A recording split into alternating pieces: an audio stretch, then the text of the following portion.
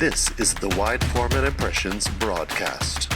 Welcome back to the broadcast. I'm Dan Marks.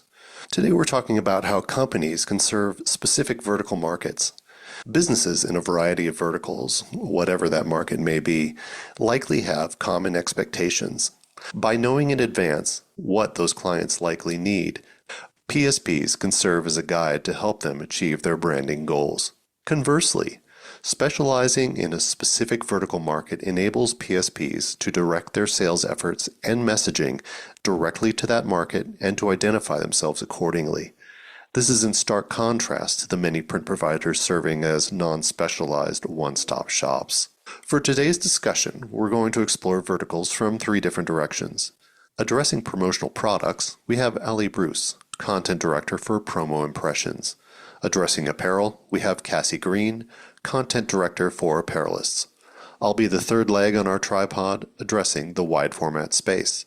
So, welcome Ali and Cassie. Hello, thanks for having us. Yeah, excited to be here, Dan. Great to have you with me. Starting out with Cassie on this first question. So, for a specific vertical market, how do you think a PSP can ensure that the elements that they produce or procure for their customers not only meet their expectations their customers have, but also perhaps raise the bar by offering something that's higher value? Yeah, so obviously coming at this from that apparel mindset, but could be applied across the board is just knowing what questions to ask your customers in order to leverage your expertise. And so that's what, like your customers don't know, for example, that a cotton shirt needs to be used for a digital print, right? Like they're just looking for this design, they're just looking for their merch, they're just looking for their printed product, whatever. But what you as the PSP bring to the table is asking questions like, how fast do you need this? What kind of blank are you looking for? What kind of pop and design are you hoping to achieve? Do you want a heavier feel? Do you want a lighter feel? All of these questions that your customers don't realize impacts how their final product comes out. But when you start asking those questions, you start establishing in the customer's mind that, wow, like this person is more than a printer, they're a partner. Like Right. they're offering me this value. They're offering me something I didn't know I even could have. And now you're leveling up. So even if your customer has these expectations going into something, now maybe they're thinking about something else, right? hmm And so I think like that really helps build like that higher value. It helps create better product, helps create a better experience.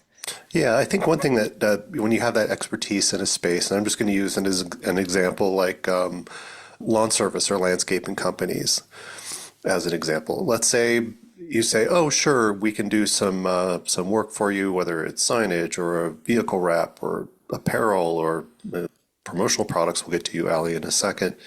But also to have a bead on what that customer's competitors are doing. What Yeah. is the run of the mill for that space, and what is the stuff that speaks to a higher level of quality or of capability? Ali, in terms of the promotional products area, I know quality has become a big part of the conversation.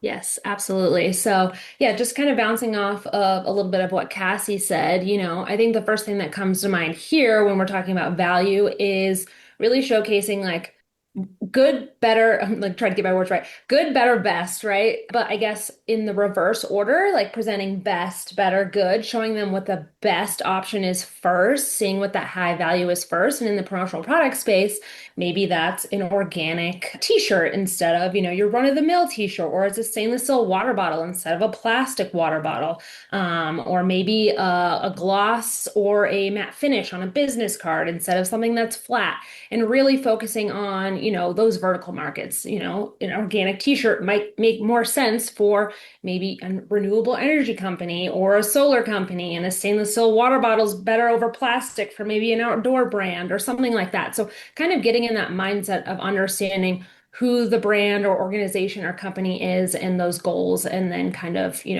pushing them towards something that makes sense for that identity. Now, in the intro, I mentioned what we're discussing here is different than sort of the standard one-stop shop approach that a lot of printers have, but I'd like to propose the possibility of becoming the one-stop shop for a chosen vertical market, a company that can offer graphics, apparel, promo, whether they're making it or imaging it in-house or working with partners to supply that.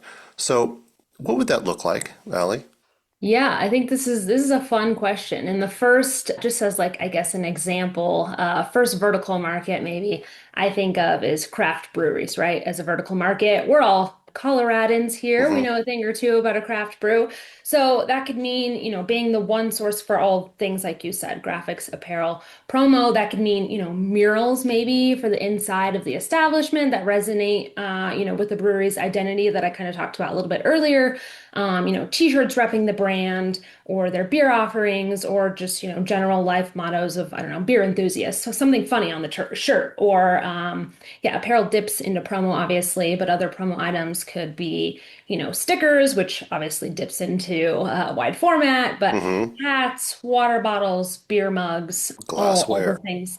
Yes, glassware, exactly. Beer mugs. I think about, breweries that have, the personalized engraved glass beer mugs for regulars that come in, right? You can come in, you can get your own mug with your name on it, whatever that may be. So, yeah, we're just really thinking of being that one-stop shop for vertical, I think looks like really knowing who the client is, what they represent, the people that they work with, their employees, whatever that may be. So, and I think the good news, like you said, is, I mean, wide format PSPs already have some of the equipment to, print some of these products in-house, but they also don't have to. They can partner with apparel decorators, they can partner with promo suppliers to be able to, deliver those products that their clients need in a vertical market.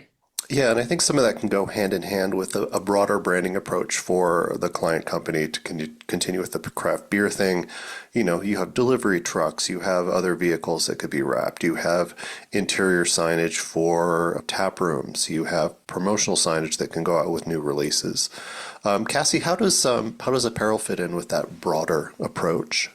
Yeah, I mean, it's kind of building along with what Ali was saying, and I think it's a really important point to mention is a lot of times when you think one-stop shop, your knee-jerk reaction is, oh, I have to offer everything in-house. I think that's a really common misconception, and that's something we really need to think about is, yes, while you can bring in some of these things, when you think of an apparel decorator, you don't typically think of somebody who's doing vehicle wraps also. Now, there are apparel decorators who do vehicle wraps, right? But it's not as common, right? And Sure. so when you think of how apparel fits into kind of this broader, wider discussion, the growing trend with apparel is all about fulfillment and contract decorators. Like we are seeing a massive explosion of decorators who are offering these fulfillment services on behalf of other printing partners. So you're seeing people like Top Shelf, located in Colorado, who's Hmm. doing a lot of this apparel fulfillment on behalf of other printers, right? And they're building those partnerships. And what's important to remember is even though you are not the one maybe directly working with the end customer, it is still absolutely important that the apparel matches the brand story. So it's looking at things like what are the designs on other things like the vehicle wraps, like the cups, like the stickers, and incorporating that story into the apparel in a way that's not only technically perfect, right? Like we want to make sure our apparel lasts and we want to make sure the design doesn't, crack and isn't going to wash away and looks good and translates, but also is still part of that brand story. So it's really looking at the bigger picture, but then also dialing in those specific techniques. I think one of the goals of successfully serving a vertical market is in knowing it so well that the customers don't see you as a vendor. And this is almost a cliche at this point. They see you as a partner. But in this case, they see you as one of them, right? So we'll start with Cassie on this. What are some ways do you think PSPs can work to build trust and legitimacy to differentiate themselves to that vertical market? And sales wise, what does that calling card look like? Yeah, I think I'm going to say something, but then I'm going to caveat it, right? Mm, I think it's all about letting your customers speak for you to that market. So if you are a printer, you're already working with a brewery and you're looking to sort of grow that network of business with other breweries, let that original customer that you've made so happy and worked so well with speak for you. And I'm a huge proponent of word of mouth sales, but I also think that shouldn't be the only thing, which is why I'm careful to say that type of thing, because your sales calling card shouldn't just be word of mouth referrals. It should be creating an experience for the customer you're pursuing, for the vertical you're pursuing, whatever that is, right? And so when I think about what's happening on our side of the industry right now, I think about these customized kitting experiences. And Allie could probably speak a lot better to this, but it shows your customers everything you can offer, even if it's something you're not printing in-house, right? And so when you go to sell to a second local brewery, maybe this custom kit includes a t-shirt, a glass, a hat, stickers, some cool patches, lanyards, whatever, all printed with like some cool storytelling of the location of this brewery, because maybe it's really unique, right? Yeah. But you create a packaged experience where they can like unbox it and see just what the potential is there. But then maybe you also say, hey, look, I'd really like to connect you with my other customer. Here's their experience kind of thing. And I just think that's really a way you build trust in the community. Look, I'm not trying to just take your money, which let's be real, we kind of are, right? It's a business. But, right, it is a business, but it's more than that.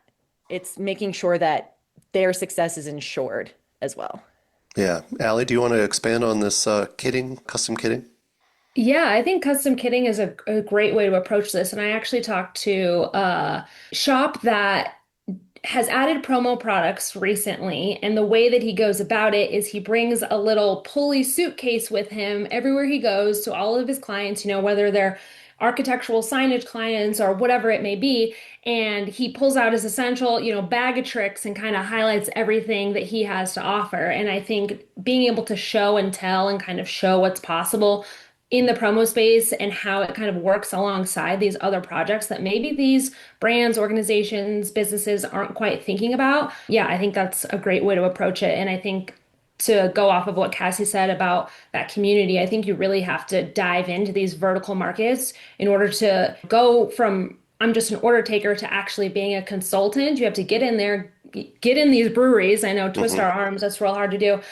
Get in there, understand how they operate, spend time, talk to owners, understand employees, things like that. And I think that just puts you in a better place to be able to serve them and, ultimately their patrons, if we're talking about, promo products and their experience and their relationship with that brand or organization.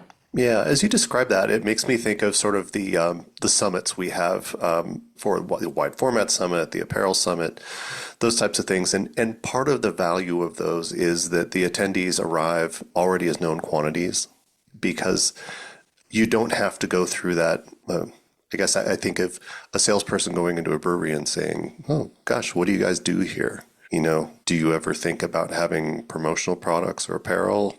Of course they have, right? You meet them where they are. You start talking at level 3 instead of level 0. And you say, I've worked with people just like you. I know how busy you are. I know you've got a lot of stuff on your plate. How can I make your life easier? I think that's a great way to jump into that. Any comments on that?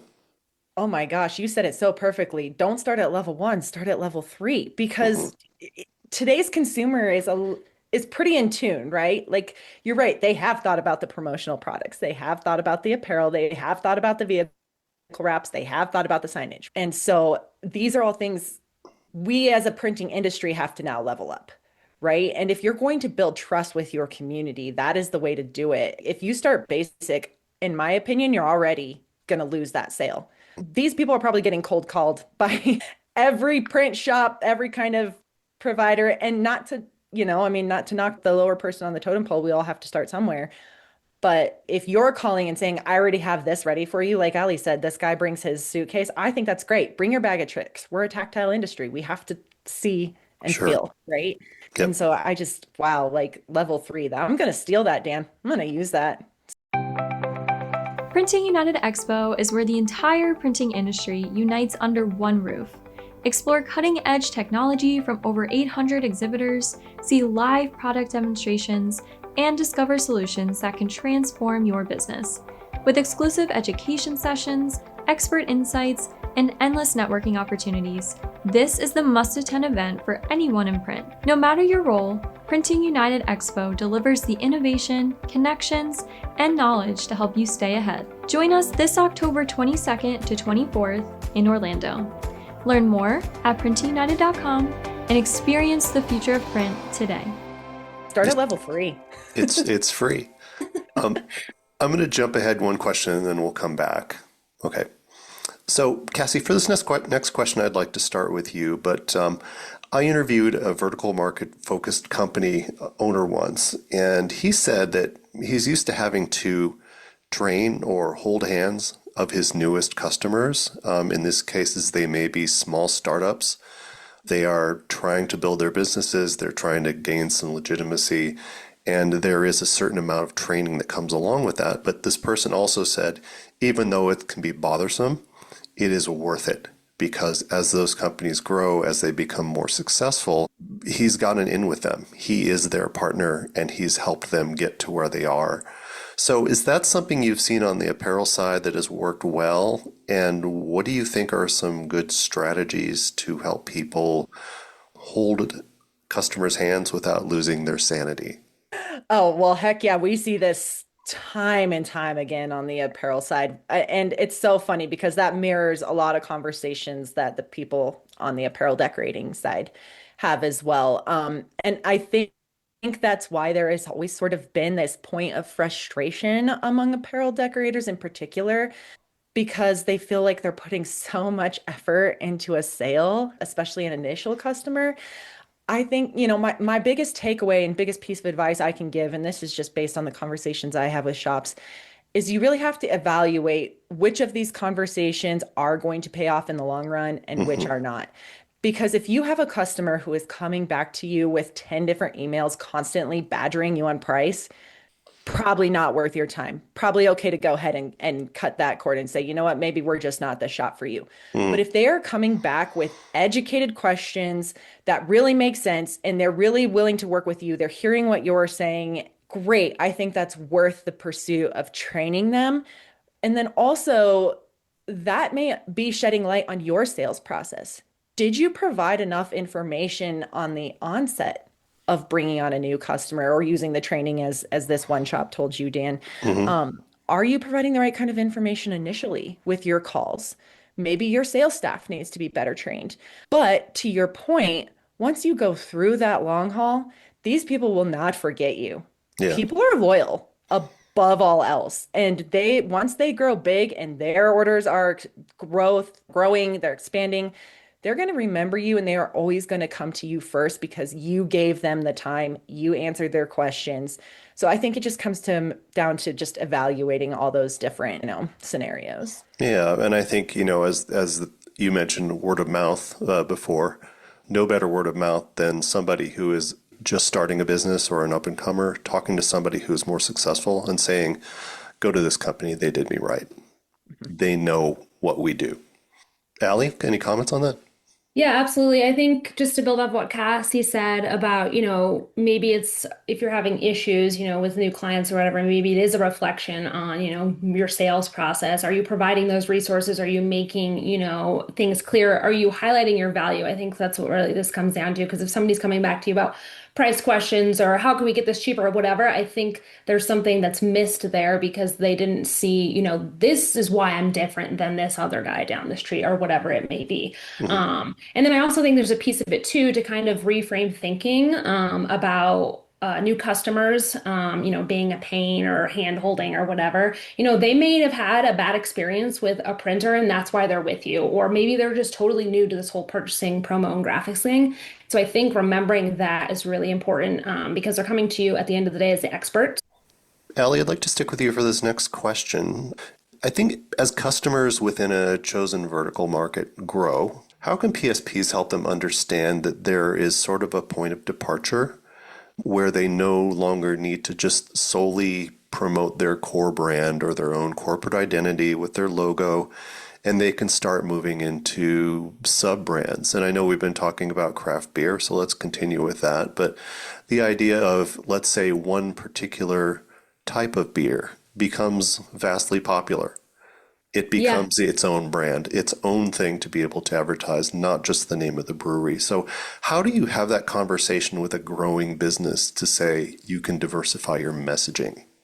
Yeah, I think the main thing here, and I think this is becoming more prevalent in promo right now as well, is this whole idea of I guess this maybe goes hand in hand of you don't just need to be pushing your logo and your name and things like that all the time. Like I think with promo products at least, things that last, things that people want to keep aren't something that's just absolutely blasted with a company logo. It's something that resonates with them, right? And Mhm. let's say that is that beer that's, been popular. They want to rep that beer that they love from that brewery, not necessarily a giant logo of brewery down the street, whatever that may be. So I think, yeah, the sub-branding opportunities are huge within an organization and not even just within craft brewery. I think, about just, corporate organizations and things like that. Like if they have sustainability initiatives, maybe they can lean on that and highlight that. Or if they have, employee growth programs, or, if you have a school client, maybe they can highlight some special program for students within that school. I think just focusing on those little like sub communities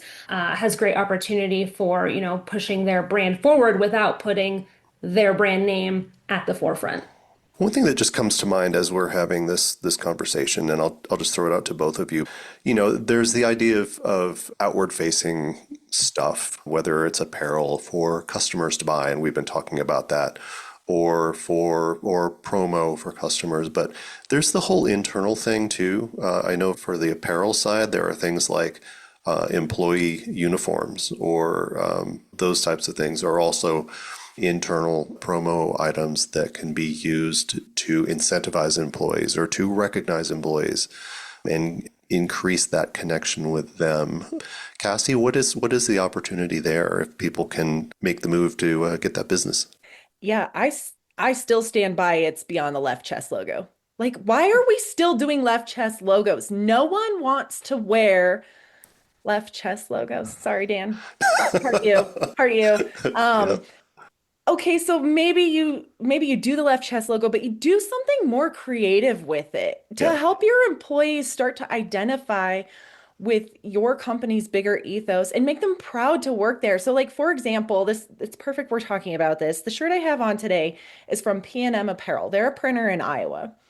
Their logo is printed on the bottom of the shirt, but then Mhm. on the top it says Thrive Amid Chaos and it has this cool like 90s printed graphic on it. Yeah. And I've seen a ton of their employees in this. And the reason why is because it's like something they're proud to wear. They align with that. Their shop, the owners will describe it as chaotic, as a little bit crazy. Like they describe themselves as kind of like the odd kids, the unique kids, right? Mhm. But like I think if we are going to work so hard as an industry with the customer to build this outward facing branded gear and story, why wouldn't you bring that story inside to your employees? Because then they're going to tell it too, even when they're not on the clock. They're going to be proud to wear their gear.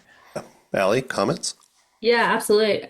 Cassie said that all beautifully. But yeah, I think just adding some personality into these things is what really is going to take it a long way. But yeah, to your point, Dan, what you said about employees, even just like new hires, like if you have a new hire, branded kit with, a bunch of promotional items, a t-shirt, whatever it may be. Yeah, I can think just like rethinking, the way that we think about these items. Mhm. And I think that piece right there speaks to, how we can tackle, sustainability a little bit in that as well. I think that's part of the conversation, at least just not going in the trash, right?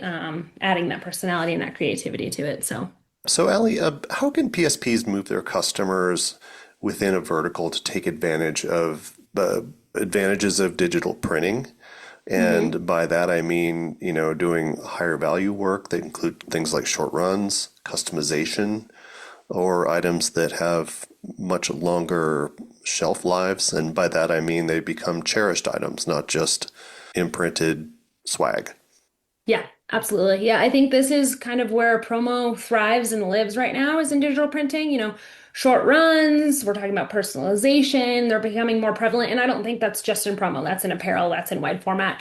As businesses and brands really think about unique ways, bespoke ways to present themselves, all of what we're Mhm. talking about here, not only to their customers, but to their employees too, right? So I think digital printing answers to that big time, and it really translates well here. PSPs can take some of these promo applications, opportunities. They can bring them in house. They can offer customers these low MOQs.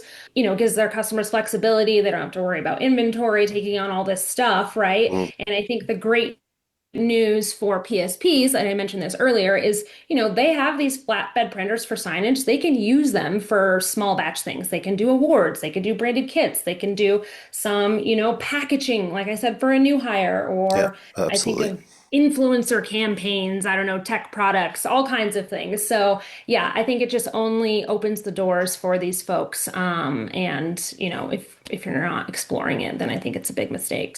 Now, Cassie, I know digital printing lately, DTF technologies have really changed how people can accept and fulfill work. So, how does that fit into this opportunity? I'm going to set aside my personal opinion on DTF and how it's classified, um, because I agree. The industry does look at it as a digitally produced transfer. That's fine. Hmm. Where it has been really game changing in the rhetoric of apparel decorating is it really allows anyone to do it and anyone to do it in-house. So now we've really opened up advantages for any PSP, whether they are offering apparel already or not, or a promotional products distributor or supplier, whoever. All you really need is a heat press. You can Hmm. buy the transfers from somebody else and then press them. But what this really does is, like Ali said, it really opens up this ability to create one-offs or low MOQ orders for your customers for things that they don't necessarily need to order 144 pieces of. And so, say, again, let's lean into the craft brewery discussion. There's probably one style out of all the styles that this craft brewery carries that does the best, Hmm. right? But they're not selling through it. They're not selling 50 of these every day, or not likely. If you are, give us a call because I have a lot of questions. But they're probably selling maybe 5 to 10 a week, let's say. Let's go with that analogy. They want to place an order just for that design, just on that garment for maybe 20. Hmm. They don't want to do the 144 piece minimum that is typically assigned to analog printing, right? And DTF and digital printing in general really allows for that. Where we're also seeing that become impactful and digital kind of opening up is also testing new designs. So we're seeing a lot of apparel decorators who, as you mentioned, Dan, have like an influencer, and Ellie have an influencer campaign. Hmm. And so they're like, oh, this is a really cool design.